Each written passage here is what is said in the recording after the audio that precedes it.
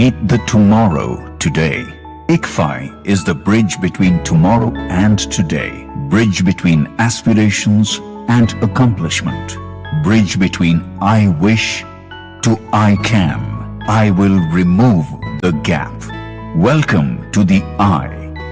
I am ICFI, belief called I. I can fly above imagination. A single street in Belfast, sudden act of violence, and within hours, a city was pulled into chaos. What began as a stabbing has now ignited nights of unrest across Northern Ireland.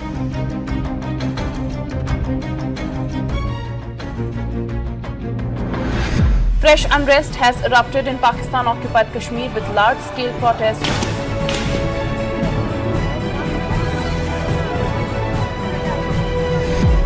As the guns fall silent in the Iran war, Donald Trump has opened a new diplomatic front in the West Asia. Not with missiles, not with sanctions, but with a bold demand.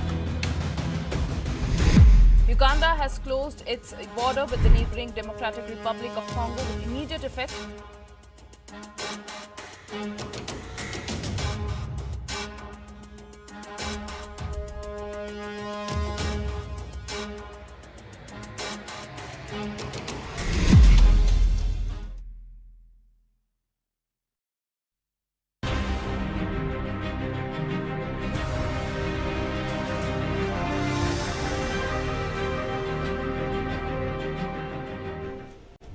Bangladesh army is now facing a serious question.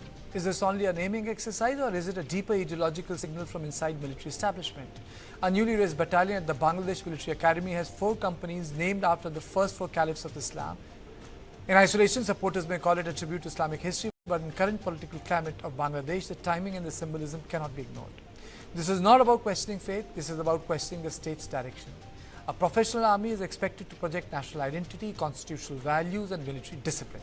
But when the religious symbolism starts entering military structures, observers are bound to ask whether Bangladesh's armed forces are being slowly pushed into more ideological space. The question is direct: is the Bangladesh army becoming more religiously marked after 2024 political shift? There is also a larger regional concern. Bangladesh is not just another country in South Asia. It shares a long border with India. It has a sensitive security history, and any ideological change inside its army has implication beyond Dhaka. If the military begins to move from liberation war legacy to religious identity politics, India and the region will have to watch this closely. The danger is not in names alone. The danger is in what those names may represent inside the system.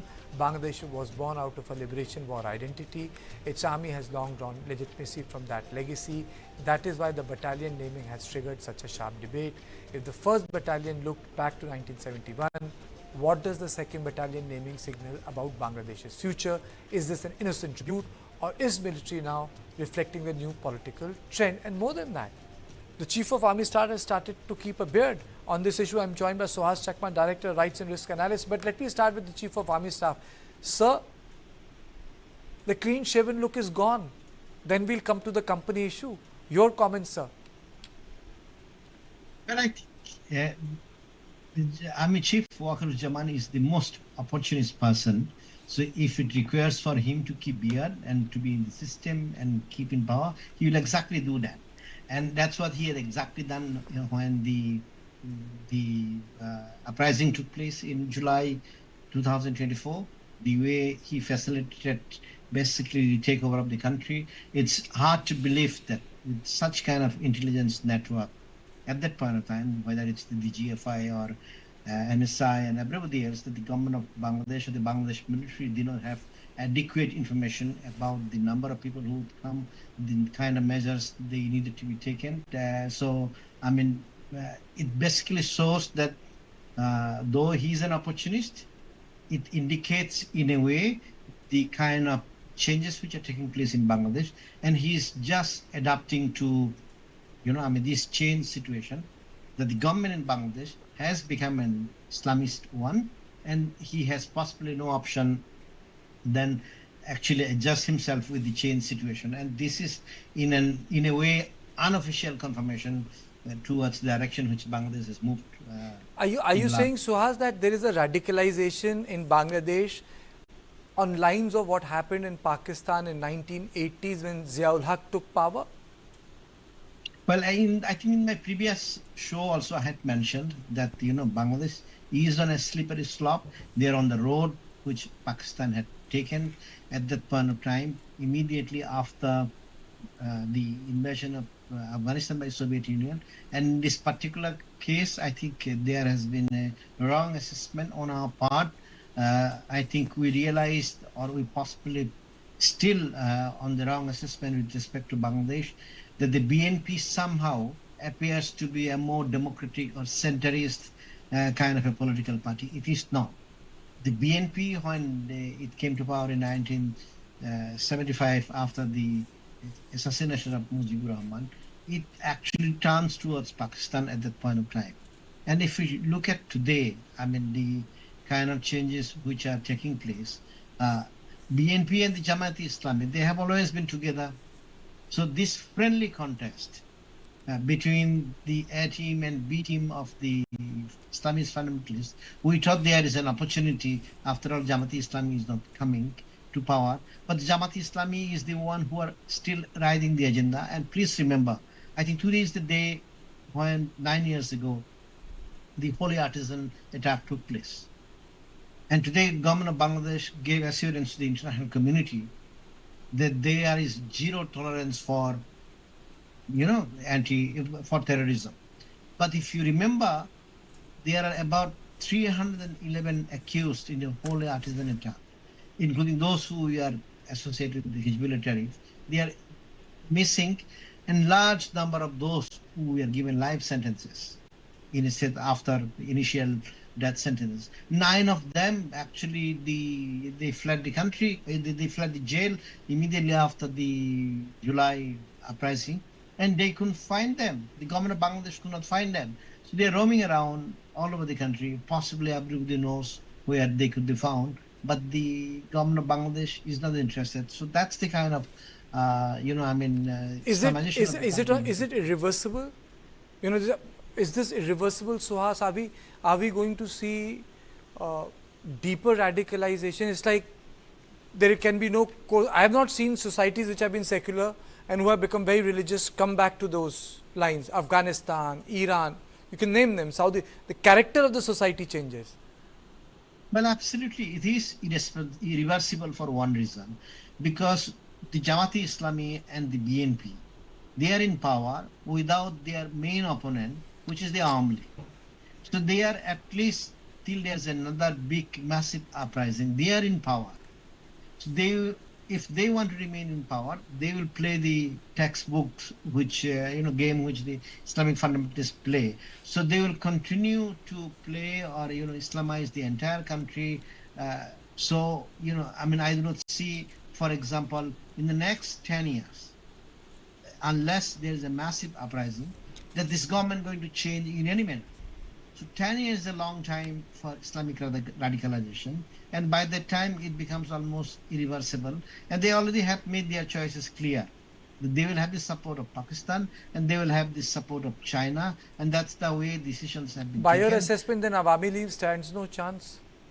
No. I mean, there is no way Awami League can win the... First of all, I don't see any possibility of Awami League being allowed to even participate in electoral politics in the next 5 years. So by the next election, then of course, it will be either the Jamaat-e-Islami or the BNP. It makes no difference.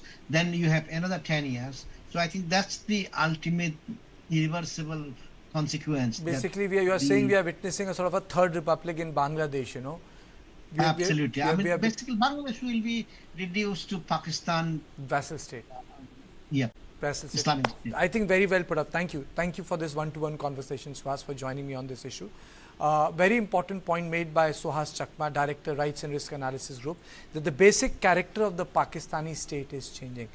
This was on point 2, but now let's shift our gears, come back to Delhi, and on point 3, Delhi's big EV push. But the charging gap is raising a bigger question. Cleaner air is the promise, but are we truly EV ready?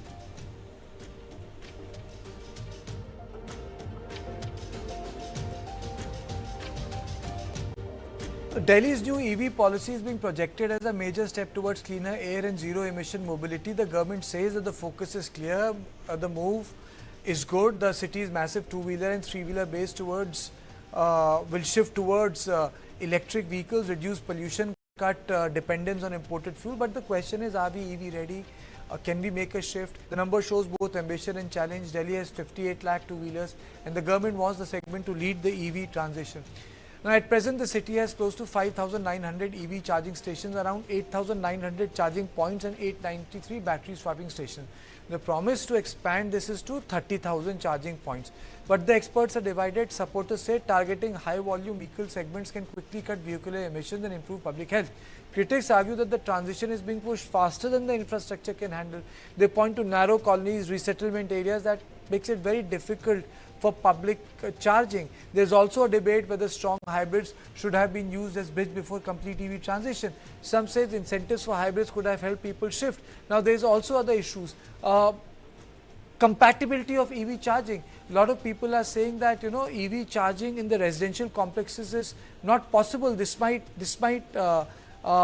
create grid problems in terms of hazard and safety. So my question is our residential network ready for this shift? I am joined by Professor P.S.N. Rao, Dean, Delhi School of Planning, and Vikram Gaur, auto expert and editor, Motor Scribes. Let me straight away go to Professor Rao first. So are we EV ready? Are our residential areas EV ready? Certainly not. I think firstly I must welcome that the Honorable Chief Minister has announced this EV policy. I think this is a welcome move, Yes. no doubt. But then, where do I charge my car? Is a very simple thing, or my two-wheeler. So I know that there are so many EV stations all over the place, but then they are too few and far between. Because when I get up in the morning, I need to go to my office. I need to drop my kids to school. I need the charging point at my residence or in my neighborhood at best, not anywhere beyond that.